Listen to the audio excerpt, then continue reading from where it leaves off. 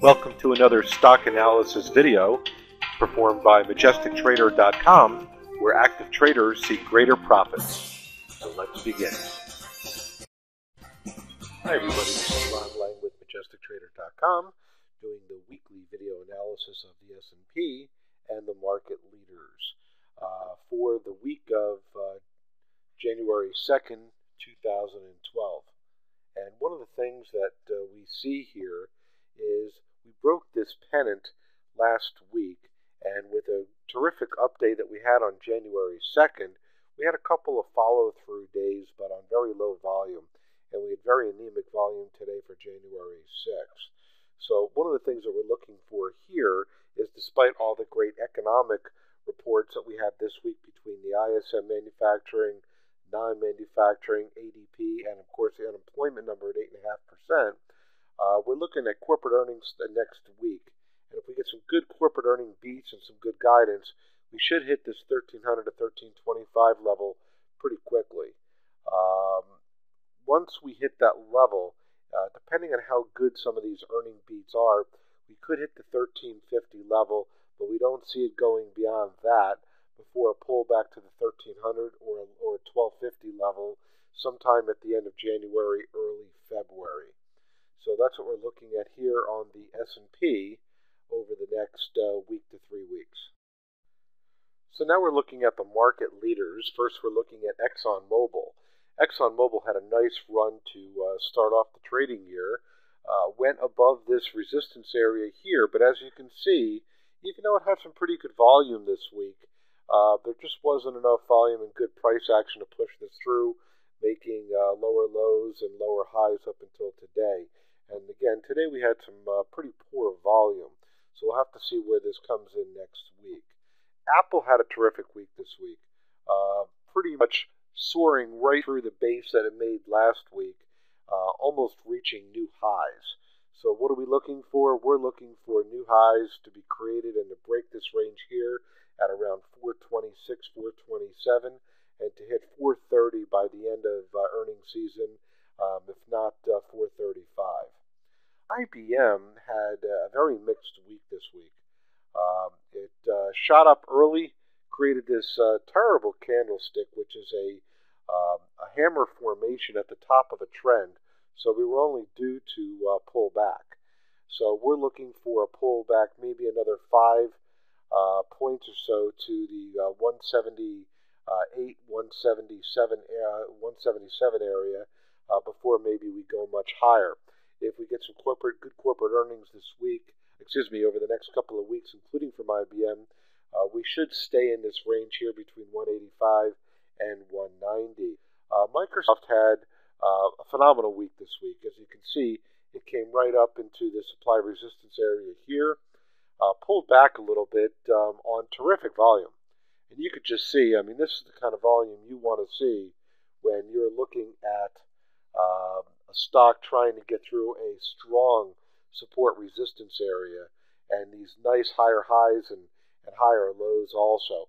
So we'll have to see what happens here over the next week to see if it could truly push through this $28 level on its way to $28.50 and $29. Obviously, it hit our target here, went right through it this past week. And you could see how long it took a month for it to move about $1. And then it took less than a week here for it to move almost $2. So one of the things that we want to look for, especially in Microsoft that hasn't moved that much, is for continued good volume here on the breakout. Walmart had a little bit of a pullback here after a nice run on Tuesday. And what we're looking for here, if we can get some good corporate earnings, is a stair-stepping channel.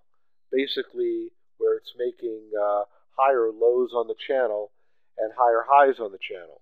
So we're looking for a pullback here, perhaps to the 50-day moving average at 58.19 to 58.30, and then for a continued run here up to $61 over the next 30 days.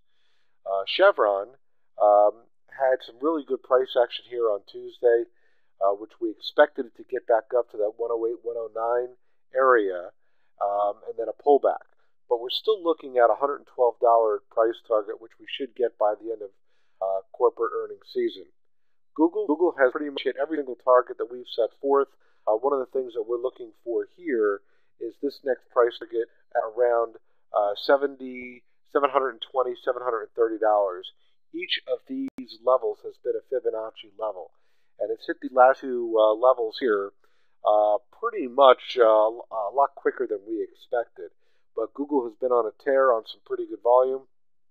We think that today and yesterday is a natural pullback before it takes its next step higher. Procter & Gamble pretty much meandered in this supply resistance area here, could not get through it. There's a good possibility, depending on corporate earnings, we could get a pullback to the $64.50, $65 area before we go higher. Telephone. Telephone had a sharp pullback today. One of the things we expected today was we knew today was dividend. Paid 44-cent dividend today. Continue to pull down after a terrific run over the last couple of weeks in the stock. One of the things that we are looking at here is that it is sitting right now on its 200-day moving average at around 29.65. And it came right back to about the breakout level. And this is our breakout level here at 29.65. So what we want to do is to see some follow-through early next week, because we have some pretty good volume days here. So we want to see some follow-through next week, especially after some of the people that may have been doing this as a dividend play. DE had some mixed action this week. It was up, but today it was actually down on up volume. So one of the things that we want to look for here is some continued up motion towards this supply resistance area here, and we want to see some above average volume.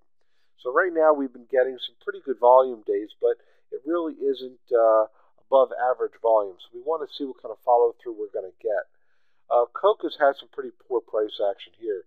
You could see this disturbing candlestick on Tuesday, which is a morning star formation at the top of a trend. Some people call it also a tiny hammer. I'm looking at it as a morning star, where there was just a tremendous amount of bearish activity here around $70, and you could see it pulled back pretty sharply to the $68.80 to $68.90 level before rallying a little bit on Friday. But you can see we've had three big days of down action. Lower highs, lower lows. So we'll have to see how far this goes, possibly down to the $67 area before it takes another move higher. McDonald's had some very good price action earlier in the week before it pulled back down. Now, it is trading outside of the channel that we set up here. We want to see another couple of weeks of price action here before we change the trend or the channel.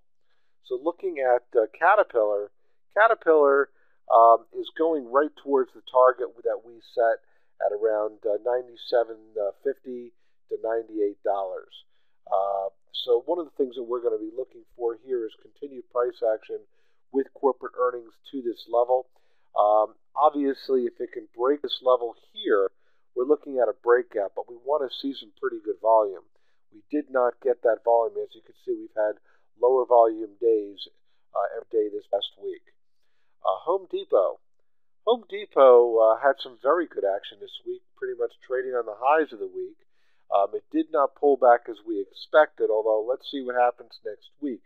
If we get some pretty good corporate earnings, well, it already hit our target that we expected on the upside.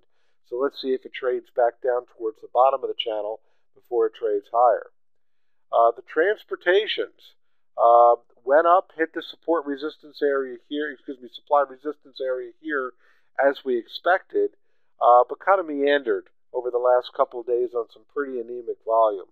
So we'll have to see what happens here. If we get some pretty good corporate earnings reports here, we're looking at this targeted measure move here at around the $55.43 level over the next 3 to 4 weeks. So we'll have to see what type of price action we get and follow through with that we have with the corporate earnings. If you are interested in a copy of our newsletter, go to our website, majestictrader.com. In the upper right-hand corner, just put in your email address. I'd be more than happy to send you out a copy of our newsletter with one of our three-part series that we had on our 2012 forecast and predictions.